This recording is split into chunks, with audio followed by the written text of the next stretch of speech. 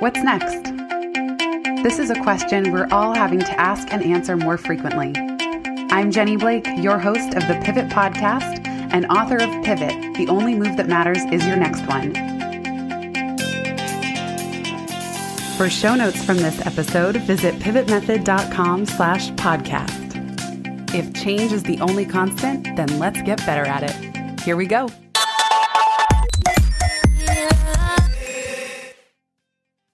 Hello, everybody. Welcome back.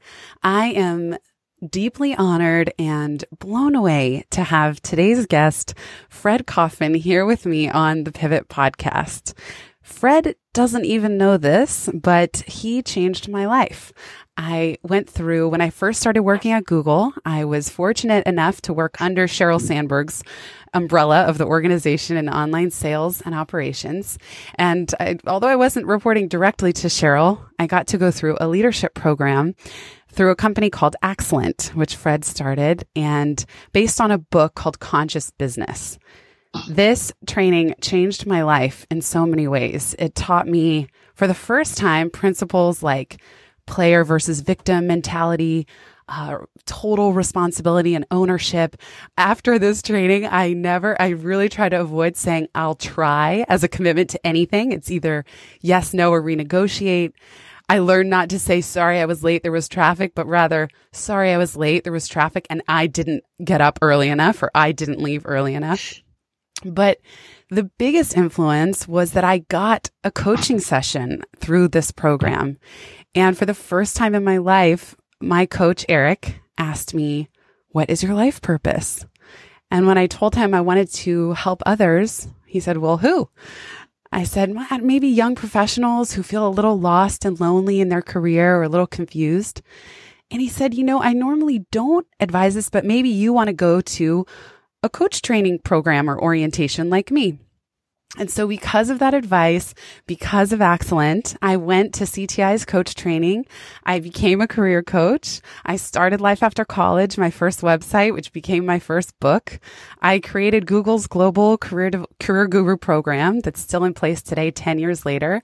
And it just created this epic fork in my life. And after reading Conscious Business, I dove way more into self-help, personal development, Buddhism, business, spirituality, and it just has changed my life in the most epic way. So it's really a trip to be able to have Fred here and get to talk to you and say thank you, Fred, one-on-one, almost 12 years later after I first experienced your program. So thank you and welcome.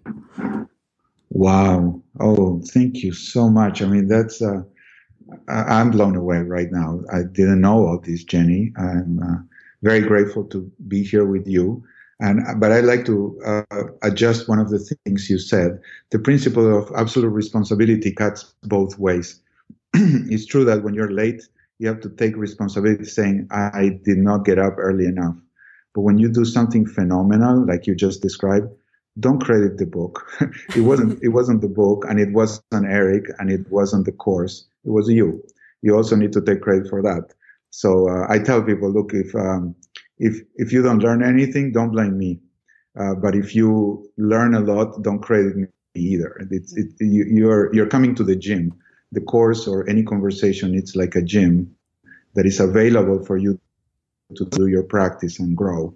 But it's you who have to do the practice, and it's also you who deserve the credit for the fruits of your effort. Mm-hmm. And that's a wonderful story. I'm so proud to have participated in some small way, but I'm sure there were lots of other people that went through that program and it didn't do anything to them. So it's not the program, it's you with the little support or invitation from the program or my work. And it's delightful that our paths cross again after all these years. And hopefully we can have a good conversation that will help your audience also develop some skills or find themselves in a way that's more powerful than what they had available before they listened to this.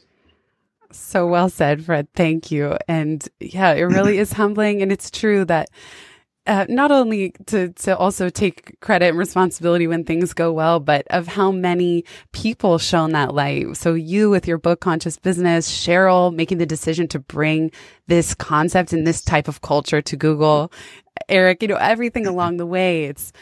And you describe this. So let's catch people up. We are also celebrating you today, and your book just launched. It's called The Meaning Revolution, The Power of Transcendent Leadership. And you've made your own pivot. You're now an advisor in leadership development at Google, funnily enough, speak of the devil. And you're working with top CEOs and executives around the world. Just to catch everyone up on Fred's background, Fred is an economist trained at UC Berkeley. He taught finance at MIT before founding his global consulting company. And in that time, Accent trained over 15,000 executives. So, Fred, I'm so excited to dive into the meaning revolution. Can you tell us, let's start with, how do you define transcendent leadership? Well, let's start with leadership. For me, leadership is eliciting the internal commitment of others to pursue a common mission. So leadership is not about telling people what to do, but about letting people find their way to participate in a common project in a way that is self-motivated. And that comes from their own will, not from fear or from their unmet needs. That's leadership in general, any type of leadership. But I want to go further than that. And when I describe transcendent leader or transcendent leadership, is the leadership that evokes that commitment based on a project that goes beyond the personal needs of the person. Like, for example, when Eric asked you, what's your life purpose? You didn't say, well, to make a lot of money and have a lot of things and, build a great house. I'm not saying that's wrong, but you wanted something beyond yourself, which is to have the meaning in my life of having a positive influence in others or helping these young professionals find themselves and so on, as you described. That's a transcendent mission because it transcends the boundaries of your small self or your ego, and it encompasses other people in a way that you feel related to them with care. So that's how I define transcendent leadership. In a business example, it would be a company needs to serve its customers. When a CEO or a senior executive says, let's build this and we'll all be rich, that will inspire certain people or will inspire people after a certain level. But after they all get rich, well, what's left? There's no motive to continue going.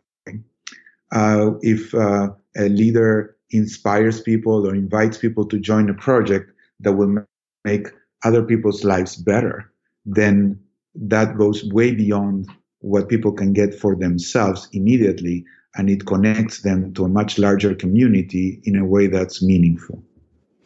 That's one of the things I love the most about your work is that you make the point, particularly in the Meaning Revolution, that business can and should be seen as a spiritual endeavor, that rather than some compartment of our life that's off to the side, that the most successful leaders inspire heroes' journeys among their teams. Yes. And I love the way you described kind of the old model or the broken model of leadership that's about carrots and sticks. And you say, this is ludicrous. Imagine a thief pointing a gun at you and commanding, give me your respect, your support, your friendship.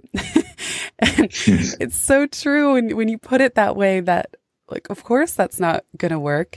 And then I would love for you to share later in the book, you say even certain efforts at employee engagement, which is an area that I work with a lot of companies on through Pivot, you say they don't work. And you give the analogy of a marriage proposal. Can you describe that to everybody?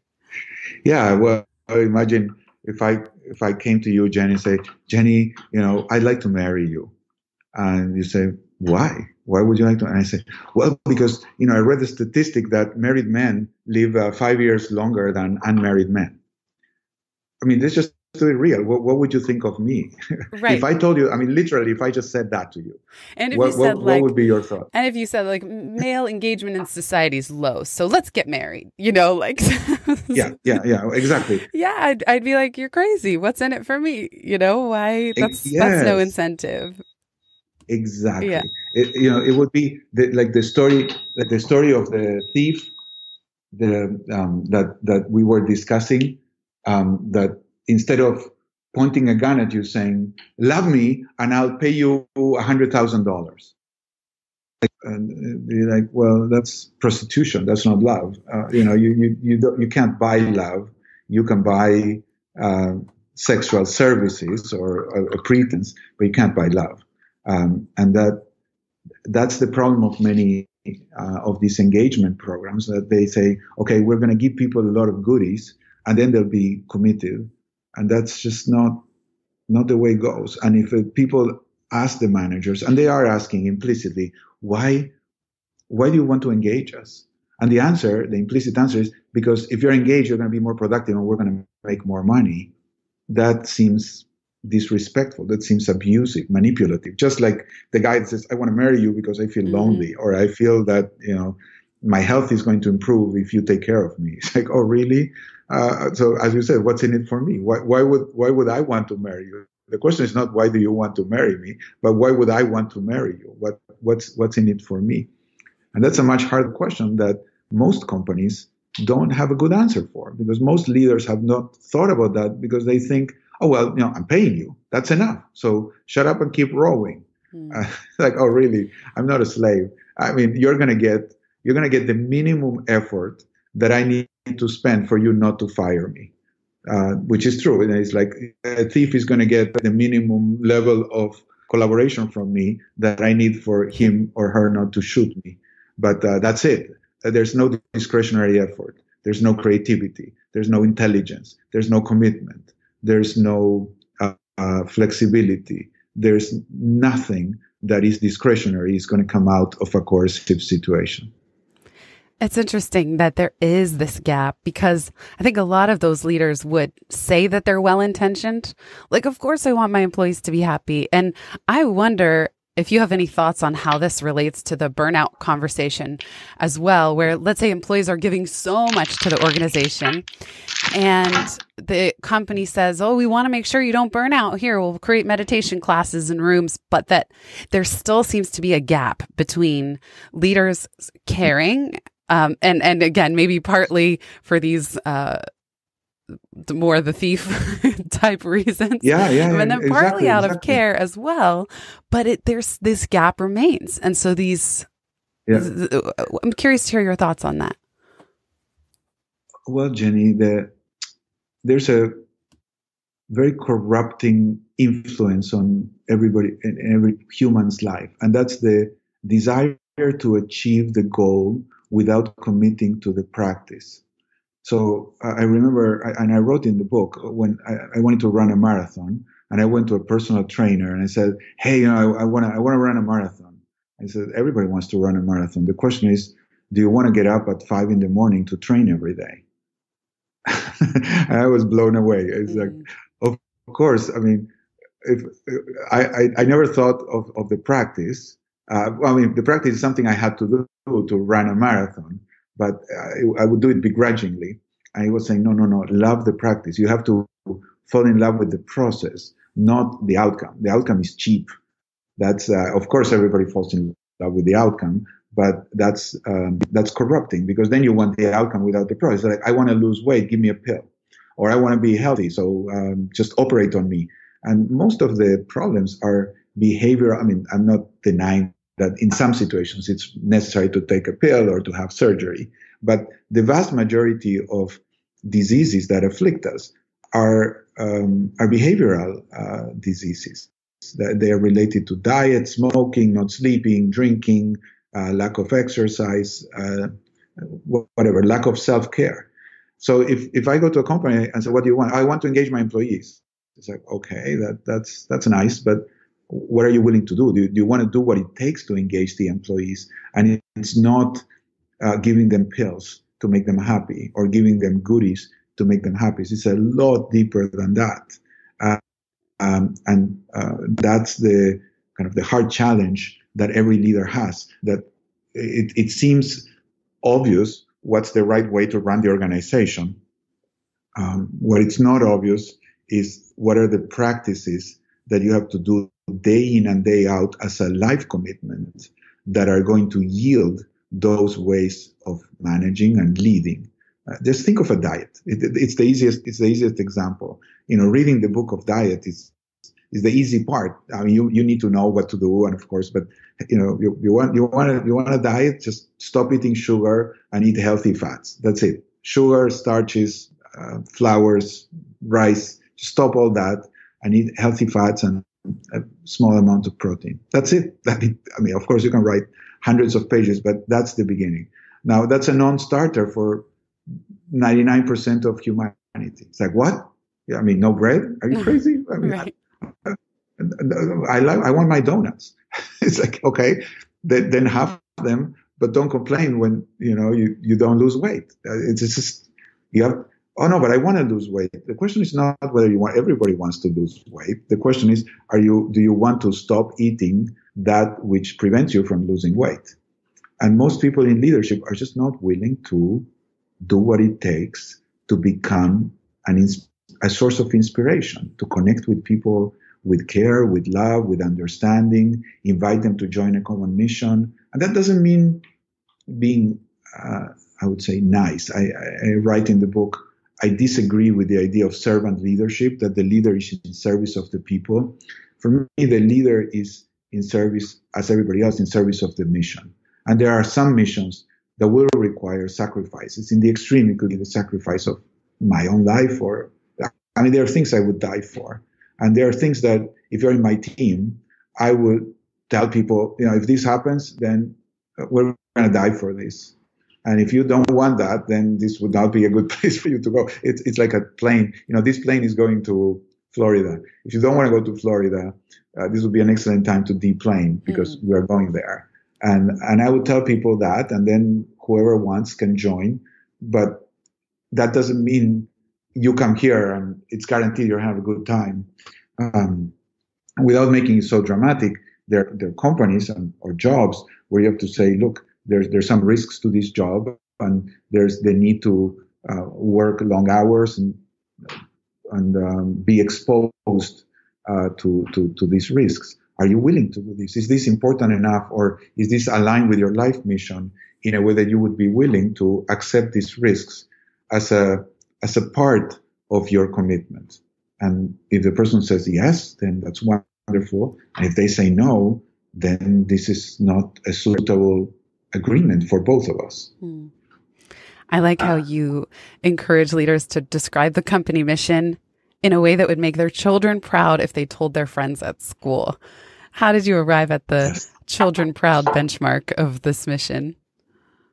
Oh, it's a sweet story. I had to do it in a hurry. I hadn't thought of that. I was about to go. I was working with AXA, the French insurance company, and I was going to fly. I lived in Boulder, and I was going to fly to Paris for a month. And my at that time 7-year-old daughter, her name is Michelle. Now she's 19. So Michelle looked at me with her big eyes full with tears, and she said, "Daddy, please don't go." It broke my heart. I'm like, oh. I wanted to say, well, sorry, Michi, Daddy has to go, which is a total victim statement. So I didn't say that, but I was tempted to say, I don't have a choice. I have to go. So I had to think, what do I tell her? And I just said impromptu, well, Michi, if I died, it would be a really bad thing. And she was shocked. I looked at me and said, yes, that would be bad. And I said, but it would be probably worse, because if I die, there'd be a lot of hardships that fall on you and mommy and the rest of the family, because mommy would have to go work a lot more, and you would have money issues, and you couldn't continue going to school, and you probably couldn't stay in this house. And now she was freaking out. It's like, oh my God, that's really bad. And I told her, well, the people I work with, they can't stop that I can have an accident. I mean, that's just life. Anybody can have accidents anytime. That's unfortunately the reality in which we live. But what they do is they guarantee, I pay them a little bit every month, and they guarantee that if something happens to me, they'll give mommy enough money that nobody has those sorts of problems. You or your brothers and sisters, and you'll be all right.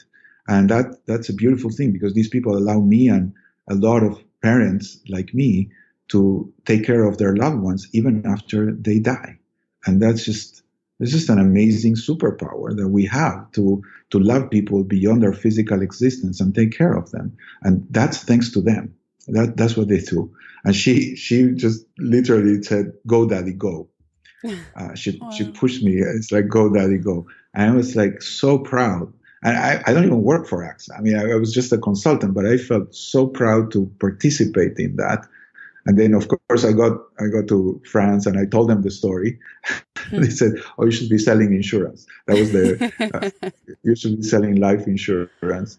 And one of the executives who was there around the table said, "No, you guys don't understand. We don't sell life insurance. We sell love." And that came from one of the leaders there. I was so impressed. Wow. It was such a beautiful thing. And he was the only one who said that. The other people laughed a little bit, and then we continued the conversation. But he wasn't kidding, and I wasn't kidding either. You don't sell whatever you sell. You sell love. So with your book or with your podcast, or when you coach people, or when you create a program that other people use, you are not just giving a material or even a conceptual product to people. You are creating the conditions in which they can flourish. And they participate in that program, or read the book, or listen to your podcast, or hire you as a coach or a consultant, because they see that your presence in their lives helps them flourish. And that's a noble thing. And the way you introduced the podcast made me feel so proud. And I hope my kids are going to listen to this podcast. They're all grown up now, but for sure I'm going to send this podcast to them, because they're studying now to become the same thing in whatever career they're following. They all want to do something that will leave a mark in the world, and the best mark that we can leave is to participate in the lives of others, so that they flourish and they grow and they find themselves. So beautifully said. And when you were talking about love as the root of what we all do, at least in the best case scenario, it's true. I think the work I'm proudest of has my heart in it. And in fact, when my heart's not in it, I just can't continue, and I don't see a reason to continue. And I think you'll like, there's a quote I've shared at the back of Pivot in the acknowledgements from Carlos Ruiz Zafón, who said, "Every book has a soul, the soul of the person who wrote it and of those who read it and lived it and dreamed with it. Every time a book changes hands, every time someone runs his eyes down its pages, its spirit grows and strengthens." And it seems like that's what's possible in business as well, not just a book, but in the best case. And what I love about your work is you're such an advocate for putting our love into what we do, and our meaning and our mission. Yes. That's beautiful. Carlos, I love Luis Zafón. His book, The Shadow of the Wind, is one of my favorite all-time books. It's just an amazing novel. This idea that every product or everything you create has a soul, and this soul is evolving. Seems very metaphysical, but it's shockingly practical. I mean, that changes the way you deliver your services, changes the way you think about your products, changes the way, and it's very sound economics. I mean, you may not know this, but the guy who's credited for being the first economist, Adam Smith, who wrote The Wealth of Nations, was actually a moral philosopher. And his first book, The Theory of Moral Sentiments, was a book about benevolence. And he went into economics because, or at least he drifted towards the economic considerations, because he realized pure benevolence was not enough to maintain cohesion in society. You feel benevolence for the people you're close to, but then this decays, like gravity with the square of the distance, so to speak. That the farther people are in a spiritual sense or in a relational sense to you, the less you feel benevolent towards them. So it's not a sufficiently strong force to maintain cohesion in society. But self-interest, as he described it, is. Now I'm trying to put those two things together and say the ultimate self-interest is not the interest of your ego, but the interest of something that's bigger than your ego, and it's a larger notion of self. This is a bit metaphysical, but the implication of it is that you can love other people as thy brothers or sisters, because you can love them as you love yourself, and you find that they are fellow human beings which have hopes and dreams and fears and pains, and you say, oh, I'd like to participate in their lives as a source of growth, of solace, of rest, of satisfaction, of meaning. And now you create whatever product. It could be a book, but whatever you create, could be a course, could be a podcast. It could be a search engine. To talk about Google, it's something that will develop a soul, and it will become part of human existence, and that's very, very, very practical. It's not something for the church or your spiritual practice only when you're meditating. It's something to build any team, any company around, and whoever comes to your team or your company enrolled in that mission will have a completely different disposition than someone who's there just to collect a paycheck. 100%. I love your chapter on superconscious capitalism, and you talk about returning to the market with helping hands. And it's funny while reading your book, because I'm thinking about my next at the intersection of spirituality and business. And I was like, well, Fred just went ahead and wrote it. We quote all the same things. Like you cited Khalil Gibran's work is love made visible.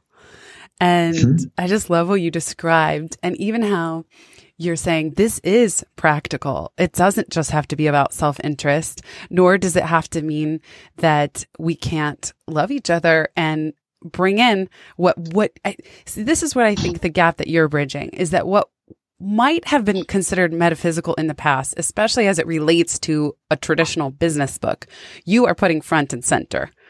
And you even describe in the book your interest in shamanic journeys and your experience with psilocybin and the insights that you discovered. And I'm wondering, were you at all hesitant to share that, or are you just kind of like so clear on your mission that you're willing to put all this forward in your book and in your work?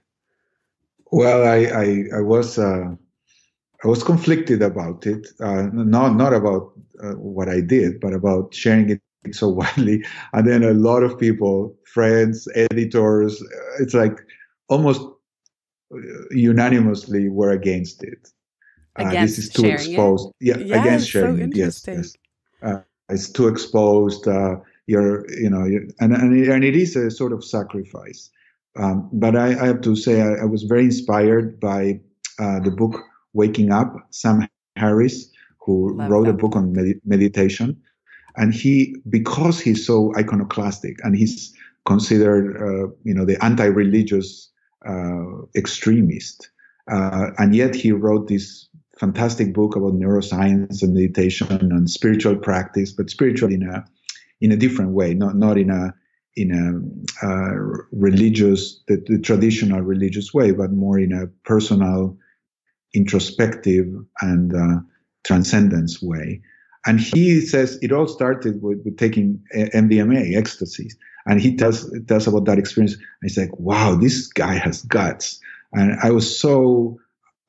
I admired him so much. And I thought, if Sam Harris can do it, I can do it. It was something like, it was kind of my mantra. Why can't Sam Harris talk about it and I would not? And he said, well, this is my sacrifice. And if somebody doesn't want to work with me, I'm not a neuroscientist. I work in a corporate environment. I'll see. I mean, the consequences haven't ensued yet. I have to see. Maybe some people will be horrified, or they think I'm promoting drugs. I'm certainly not. But But that is the truth of my experience, and I wanted to share with people what I did, what I learned, or what psilocybin taught me by transcending certain not like automatic states of mind, and what I brought back from that hero's journey to share with my community. I felt that was, I don't know, a statement of integrity. Like, well, I'm gonna do it myself before. If I'm inviting other people to do this, then it's just my moral credibility depends on me being out there and telling my truth. So that's why I put it. It's really a meaningful story for me, and I hope it will be meaningful for other people to learn something about themselves. That's what I love about it, is that regardless of someone's position or whether they're going to do that or not, it's the courage that comes through. And just like your experience of reading Sam Harris, and I loved his book as well, but I had that experience reading yours, not because I've never done psychedelics, and who knows if that's in the cards for me. My general gut instinct tells me it's not for me, but doesn't matter. It still is the courage. And I still read that and I thought, cool. Like, I love that you're blending this in. I love your courage and the truth. You said the word truth. And I think that ties in so closely with love, and especially in a business context, and that courage and truth and soul that comes through when you share what has authentically been very powerful for you. We get to benefit from the message and from that boldness. And I think that just that alone is leading by example, especially in a business context that needs it, where people, and myself included, can sometimes check myself at the door out of fear of what will people think. Yes. Oh, if we were physically together, I'd give you a big hug. that's a very sweet thing, and it warms my heart. And it is exactly what I was hoping to do with the book, and what I hope to do as a teacher, and just my mission and my gift, very similar to yours, which is to kind of go search and find the fire and then bring it back to the community, so other people don't have to do the same thing, and people can go into their journeys with the knowledge of the structure of the journey, but they don't have to go to the same place. Each one of us will take the journey that's appropriate to their life. And part of what I am trying to do is to bridge this gap where it seems that, if you really want to have a meaningful life, you have to drop out. You have to leave the world and go live in a cave or in a monastery. And if you want to be successful in the world, then you have to sell out.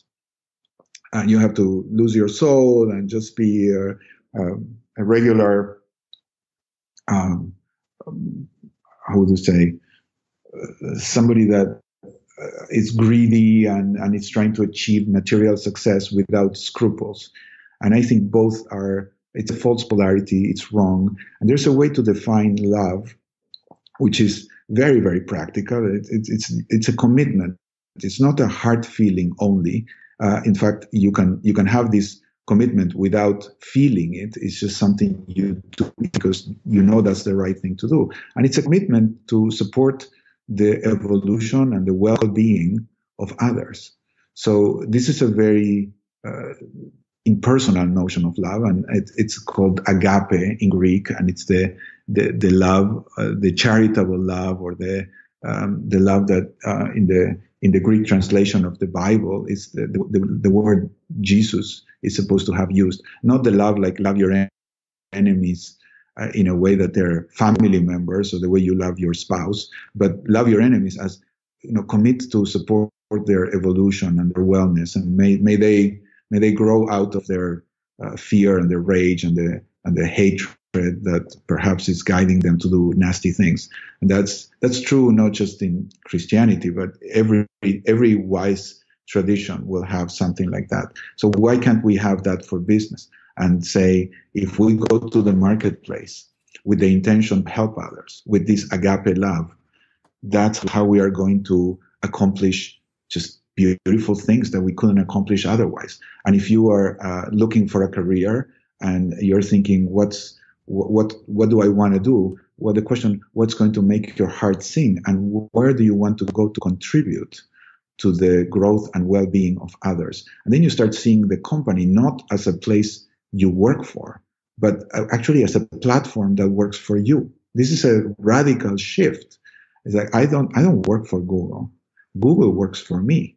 I'm associated with Google because Google enables me to pursue my life mission in a way that's much more powerful than anything I could do on my own.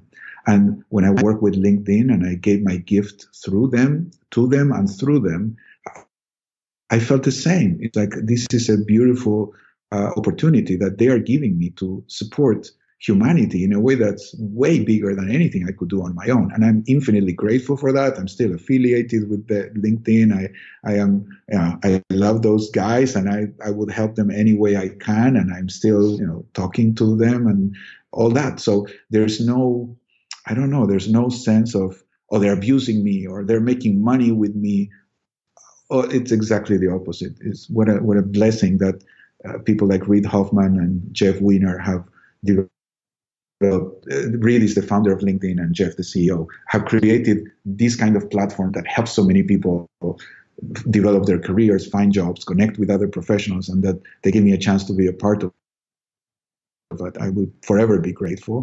And now I'm thinking, wow, Larry and Sergey created this amazing organization, and they started an Eric Schmidt then, and now Sundar, and these are all the executives at Google. And now they have this fantastic platform to contribute to humanity. And what a blessing to have a chance to participate there. Like, oh my God, this is an incredible journey. So when you start thinking of your career like that, it really changes the perspective with which you approach any job opportunity. It's such a great example of the fluidity with careers as well. You and I both have sort of, we work with these companies, and you and I in particular have paths crossing, where I worked at Google in 2006 and we did conscious business training, and then I left in 2011. I still work with them today. They're using Pivot internally. And you've kind of done this dance also from Google as a consultant, then LinkedIn, now back to Google. And so there can be a fluidity when we see each other as brothers and sisters in this agape love, where nothing is final. These relationships are fluid and evolving, and even the form that our businesses take, and our, the CEO of me, kind of as Reid Hoffman talks about Startup of You, and even Tours of Duty. Like, you're such a great example. And you read my mind, because I wanted to ask you, your book, by the way, arrived unsolicited. Like, it just showed up on my doorstep one day. So the publisher sent it to me proactively. And I was surprised to see that you had pivoted from Axlant to LinkedIn. So I'd be curious if you could share a little bit about how you made that decision, and then even from LinkedIn to Google. Like, how do you know when it's time to pivot, and especially kind of leaving the business that you had started? Yeah. Well, that's a very personal answer. How do you know when it's time to pivot? Is you feel the pull, and it's a bit of a mystery. It's like asking a bird, how do you know when to sing? I don't know. I guess the bird just feels like singing, and it's an irrepressible urge to sing. And you can do research on the outside what triggers the bird to sing, but the truth is, it's just a mystery. Deep down, something emerges that says it's time to pivot. But perhaps what I can share is what is the sense I make of these pivots. And it's always, at least it's been for me, about the life mission. As you said at the beginning, when Eric asked you, what's your life mission? That's a profound question that I think every person needs to ask, just like a company needs to ask itself, or the leaders, what is our mission? Why do we exist? What's the point of our journey? And the point of my journey has always been to help people just remember their true nature and find ways to invite people to rediscover who they are deeply. And that deepness, or that depth of exploration about the self, has always called me. Now, my particular gifts are intellectual and business-like, so I wouldn't be teaching philosophy, or I wouldn't be perhaps in a spiritual environment. in this, whatever, my life evolved in a way that I'm shaped to be a good instrument for intervening in the business world. So I was doing that first in MIT, and then when I felt like it was time, I pivoted and I started my company, which developed into becoming Axialent for many years. And then Axialent became quite big, and I found myself managing and leading other people. But I'm not personally a great business leader. I don't feel that's my calling. I'm a teacher. I like to teach. I like to engage with the individual human beings with whom I work. So when Jeff invited me to join, and I had known Jeff Weiner from many years ago when he was in Yahoo, I thought, wow, this seems like an amazing opportunity. And I did it.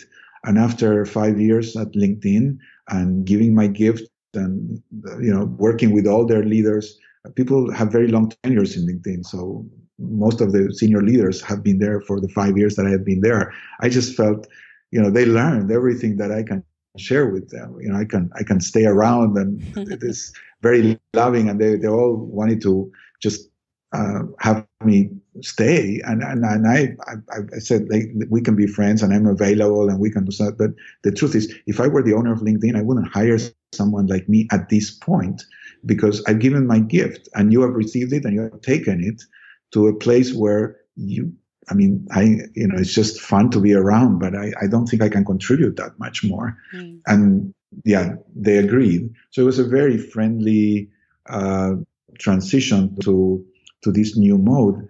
Google showed up. It wasn't from pivoting from one to the other. It was first the truth of the relationship with LinkedIn had shifted.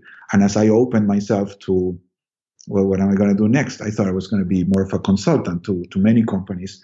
But Google said, oh, we'd love to try, you advising us in similar ways that you developed for your book in terms of aligning people in pursuit of a common goal in a complex organization. And that seemed like such a fascinating project. And Google is such an amazing company with, the impact on the development of humanity, that I was like, of course. I mean, just tell me, what do I need to do? I'll do anything to have a shot at participating in this epic story that you guys are writing. And that's how I feel. I started with them, only like a month ago. Wow, and so recent. And yeah.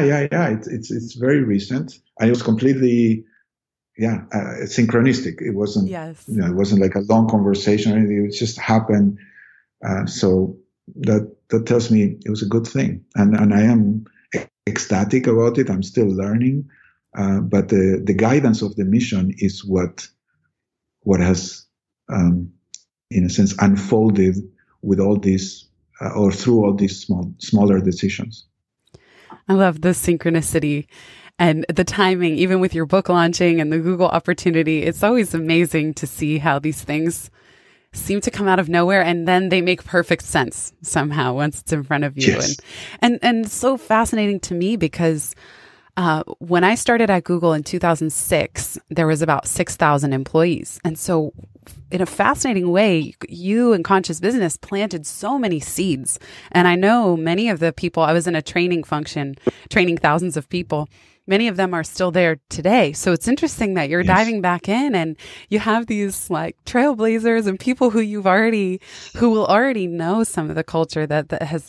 And then I think it's good at 60,000 to get a refresh. I think now's the time for them to have you, and they're lucky to have you, and vice versa. I can understand for you, it is so compelling to get the chance to work at that scale. And I just love the image of you as going and finding the fire and bringing it back. And the last thing I'll say there is, even a company like Google, for all the culture and all the perks, it's not easy to grow to, I don't know exactly how many, so don't quote me on this, just pulling around 60,000 that, of course, 85,000. It's 85,000 now?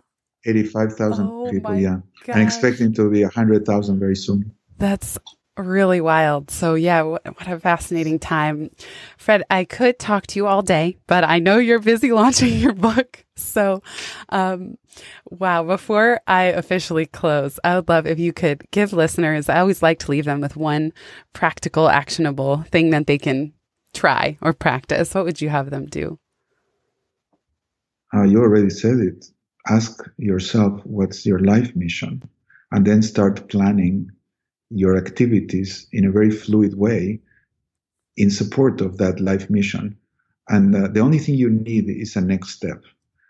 You don't need to plan all the way how I'm going to accomplish this mission, but you only need what's the next step that is going to bring me in the right direction.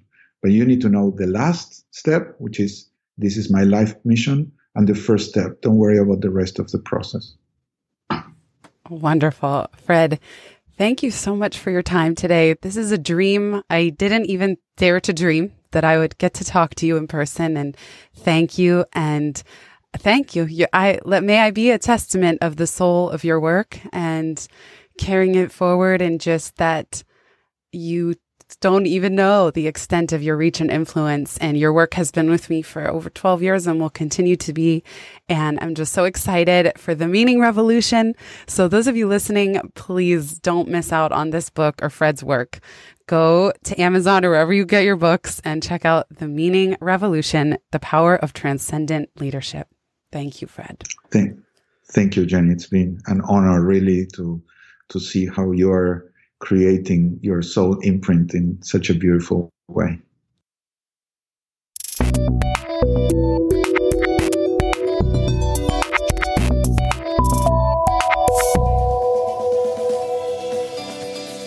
Thanks so much for listening to this episode of the Pivot Podcast. Make sure you don't miss an episode or my insider tips and templates by signing up for Pivot List, a curated twice-monthly newsletter where I share the inside scoop on what I'm reading, watching, listening to, and the latest tools I'm geeking out on.